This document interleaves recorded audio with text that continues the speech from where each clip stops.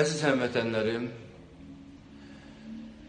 desəm ki, çərşənbəniz mübarək, dilim gəlmir. Amma bu çərşənbədə hər halda milli bayramlarımızdır. Amma bugün Azərbaycanda elə bir hadisələr baş verir ki, bayram əhval-ruhiyyəsi yoxdur bizdə. Gəlin ordumuza, əskərlərimizə dəstək olaq. Cəbhə xəttində vuruşan əskərlərimizə duaçı olaq.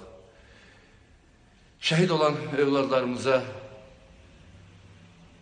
şəhidlik zirvəsinə qalxdıqlarına görə Allahdan rəhmət diləyək, onların ailələrinə, valideynlərinə səbirli olmaqlarını istəyək və vətən başın sağ olsun deyək. Azərbaycan heç vaxt